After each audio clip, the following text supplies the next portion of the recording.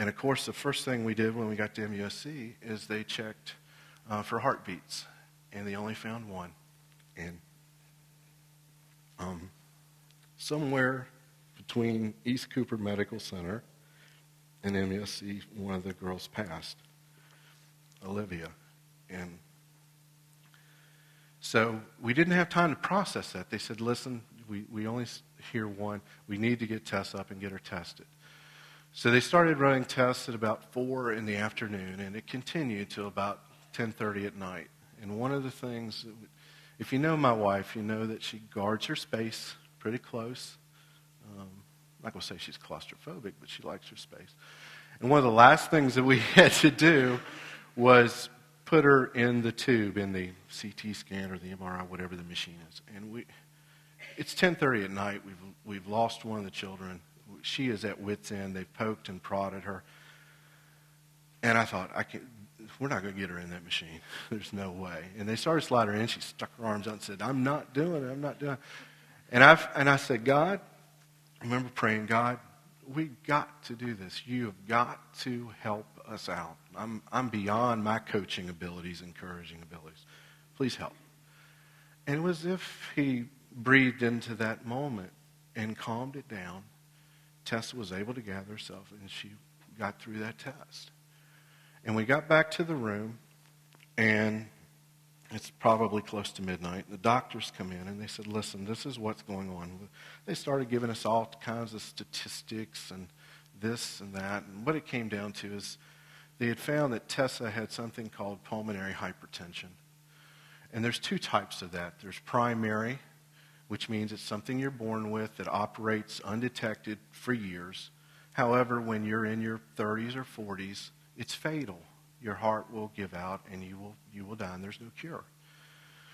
And most people, when it's detected, they know that they have some time left. However, if you suffer a trauma that results in blood loss and trauma to your body, death is immediate. A trauma such as delivering a baby or going through that process. The second type is secondary pulmonary hypertension.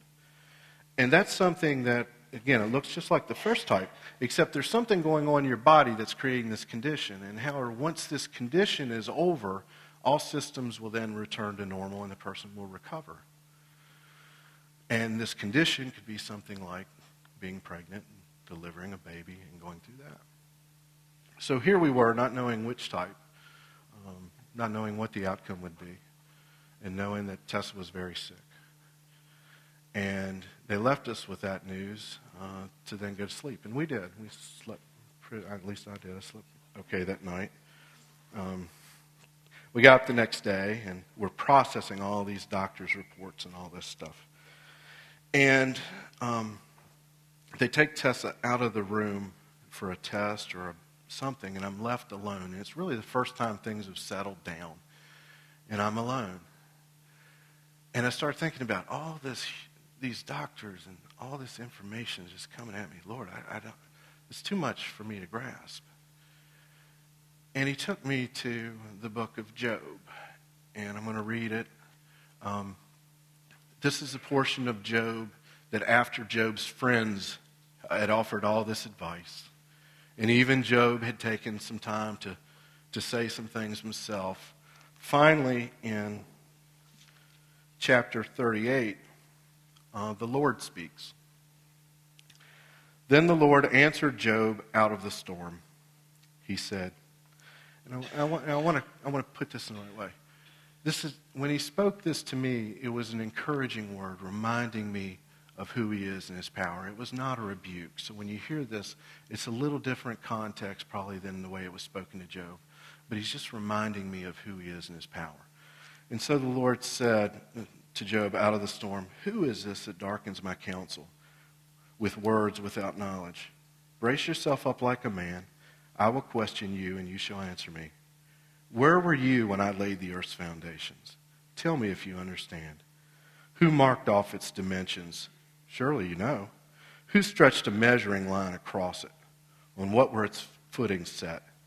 Or who laid its cornerstone? While the morning stars sang together and all the angels shouted for joy. Who shut up the sea behind doors when it burst forth from the womb?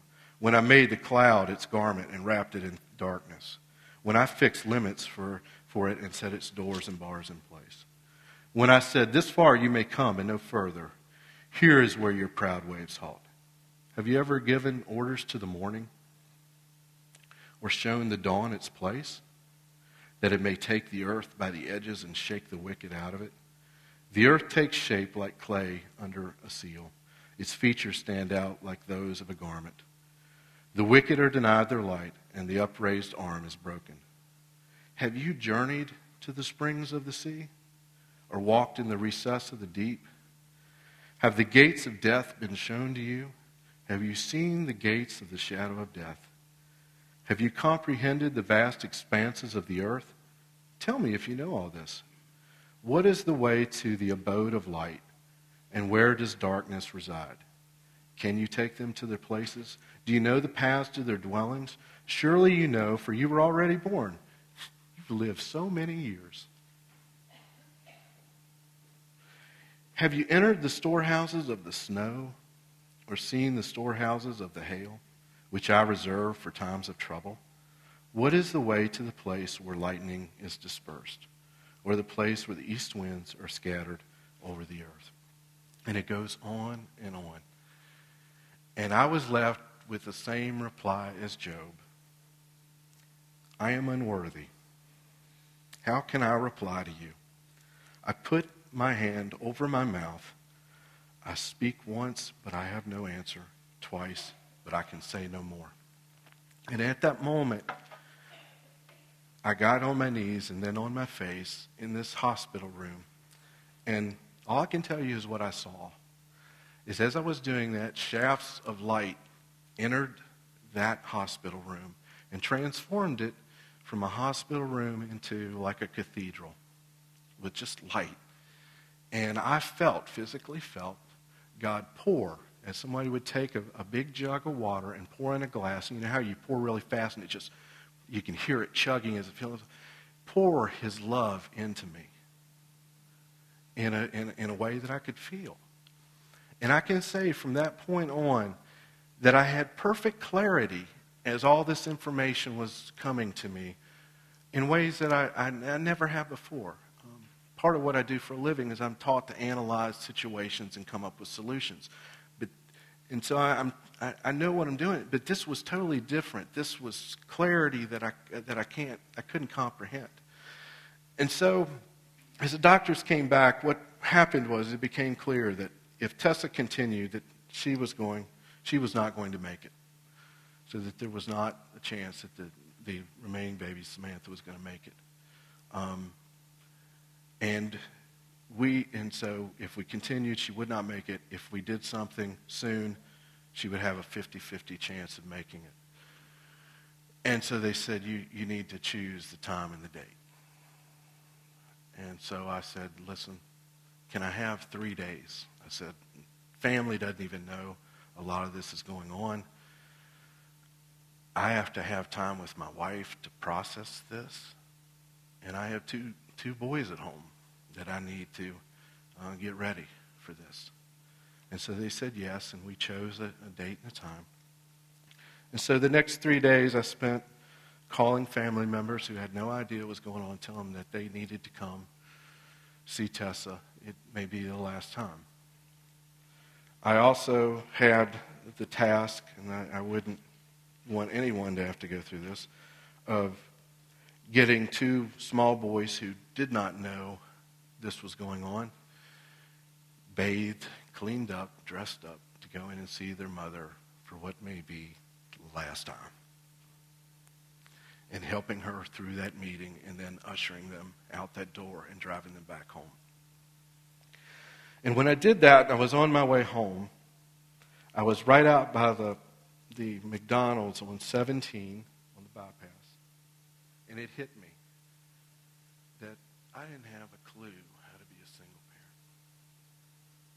parent. Beyond that, there is no way that I could ever replace Tessa as a wife and as these boys' mother. And it hit me just how much I love my wife.